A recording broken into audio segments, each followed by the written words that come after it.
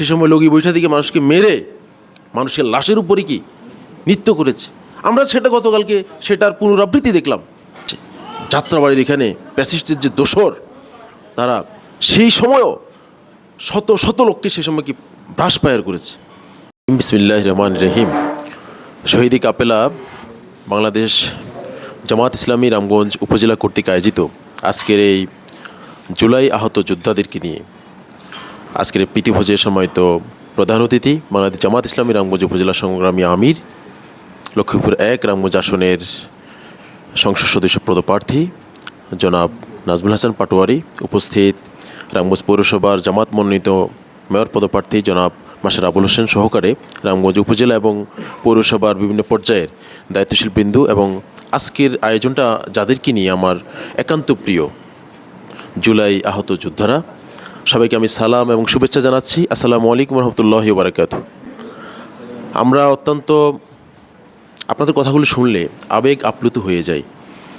যে কথাটি বলেছিলেন আমাদের জাকির ভাই, আমি ঢাকায় ছিলাম এবং ঢাকার যাত্রাবাড়ির যে আন্দোলনটা যেটা ছিল সেটাতে অংশগ্রহণ করি। 4 তারিখেও ছিলাম, 5 তারিখেও ছিলাম সকাল থেকে। তো সেটার অনুভূতিটা আসলে কি, বাংলাদেশের ইতিহাসে ঢাকা শহর না, সারা বাংলাদেশে, বিশেষ করে ঢাকা শহরের কথা এই কারণে বলবো যে এটা আমরা কি সরাসরি দেখেছি।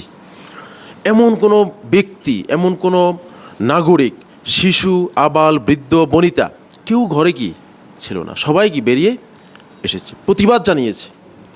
সবচেয়ে বড় বিষয় হচ্ছে যে যখন প্যাসিস্ট হাসিনা পালিয়ে গিয়েছিল, এই সংবাদটি যখন কি আপনার আন্তর্জাতিকভাবে ইন্টারন্যাশনালি আগেই কি প্রচার হয়ে গেছে, পরবর্তীতে আমরা শুনেছি যেহেতু আমাদের ইন্টারনেট কি বন্ধ ছিল।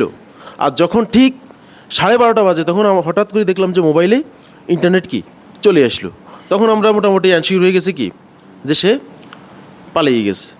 এবং দেখলাম যে ঢাকার দিক থেকে একটা হেলিকপ্টার উড়ে দিকে যাচ্ছে।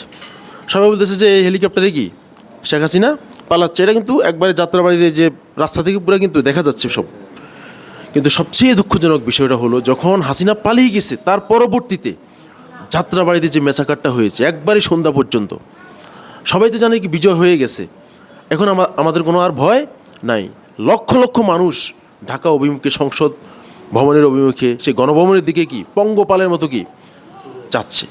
যাত্রাবাড়ির এখানে প্যাসিস্টের যে দোসর, তারা সেই সময়ও শত শত লোককে সে সময় কি ব্রাশফায়ার করেছে এবং আমাদের সামনে দিয়ে আপনার ভ্যানে করে আপনার শত শত লাশ আমাদের সামনে দিয়ে বরাবর চিটাং রোডের দিকে কি নিয়ে যাচ্ছে। এটা হচ্ছে বাস্তব একবারে অভিজ্ঞতা, যে ময়দানে না থাকলে আসলে কি বলা যাবে না। একজনের শুনে বলা, আরেকটা হচ্ছে কি দেখে বলা, দুইটার মধ্যে কি অনেক বেশ কম আছে। আপনাদের না বলা অনেক কথা থাকবে প্রিয় ভাইরা, আপনাদের না বলা অনেক গল্প, অনেক অনুভূতি, আসলে এটা কেউ কি শুনবে না হয়তোবা। কিন্তু আপনারা যারা এটার সরাসরি ভিক্টিমাইজ হয়েছেন, আপনারা যারা এটার অভিজ্ঞতা আপনাদের অন্তঃকরণে আছে, আপনাদের যে স্পিরিট কাজ করছে, আপনারা কি বাংলাদেশ দেখার জন্য আপনারা সেই ময়দানে গিয়েছেন, আপনারা আহত হয়েছিলেন, মূলত একটি বৈষম্য মুক্ত বাংলাদেশ আপনারা দেখতে চেয়েছেন। আপনারা দেখবেন এখন বাংলাদেশের যে অবস্থা, আমরা তো আশঙ্কা, গতকালকে যে নিউজটা দেখলাম, আমি রাত্রে ঘুমাতে পারিনি। বাংলাদেশের কোনো মানুষ, দেশপ্রেমিক কোনো মানুষ কি ঘুমাতে পারেনি। আমরা সেই প্রস্তর যুগে ফিরে গিয়েছি। আপনাদের খেয়াল আছে কিনা 2006 সালের 28 অক্টোবরে সে সময় লগি বৈঠা থেকে মানুষকে মেরে মানুষের লাশের উপরে কি নৃত্য করেছে। আমরা সেটা গতকালকে সেটার পুনরাবৃত্তি দেখলাম। কি হতে যাচ্ছে, আমাদের জুলাই যোদ্ধারা এই জন্য কি শহীদ হয়েছেন, এই জন্য কি তারা আহত হয়েছেন, জীবন দিয়েছেন? আমরা তো এরকম বাংলাদেশ চাইনি। আমরা যাদের কাছে আশাবাদী তাদের কাছ থেকে যদি আমরা এই জাতীয় হতাশামূলক কার্যক্রম দেখি, আমরা ধিক্কার জানাই। আমরা তাদেরকে এখনও বলবো, আপনারা লাগাম টেনে ধরেন। এই জুলাই যোদ্ধারা যুগে যুগে ছিল, থাকবে। তারা বাংলাদেশকে কখনো হারাতে দেবে না, বাংলাদেশকে প্যাচিস হতে দেবে না। আগামীর বাংলাদেশকে জুলাই যোদ্ধারা, এই প্রজন্ম যে একজন শিশু, সেও এই আন্দোলন দেখেছে, এই সংগ্রাম দেখেছে, সে ভুলবে না।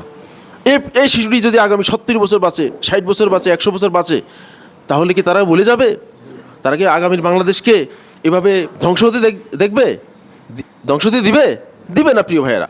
সেজন্য আমি আহ্বান জানাবো, প্রিয় ভাইয়েরা, আপনারা কষ্ট করেছেন। আপনারা, একজন ভাই শুনলে খুবই, একবার নিজের কাছ থেকে খুবই খারাপ লেগেছে। আমার একজন ভাই এখনও বুলেট বিদ্ধ, তার বক্ষে এখনও কি বুলেট আছে, ফুসফুসে বুলেট আছে।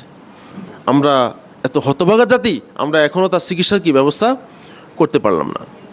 ওই গভর্নমেন্টকে আহ্বান জানাবো, যাদের রক্তের উপর আপনারা বসে আছেন, যাদের কারণে আপনারা আজকে ক্ষমতার স্বাদ গ্রহণ করতে পারছেন, আপনারা সেই জুলাই যোদ্ধাদেরকে ভুলে যাবেন না। সেই আহতদের সুচিকিৎসা এবং উন্নত চিকিৎসার জন্য আমরা আহ্বান জানাবো বাংলাদেশ জামাত ইসলামের পক্ষ থেকে। সর্বোপরি সবাইকে আমাদের আহ্বানের সাড়া দিয়ে আসার জন্য আমরা আবারও মোবারকবাদ জানিয়ে আপনাদেরকে ভবিষ্যতে যে কোনো ক্লান্তি লগ্নে আমরা যেন আপনাদেরকে পাশে পাই, সেই আহ্বান রেখে আমি আমার আলোচনা এখানে শেষ করছি। আসসালামু আলাইকুম রহমতুল্লাহি।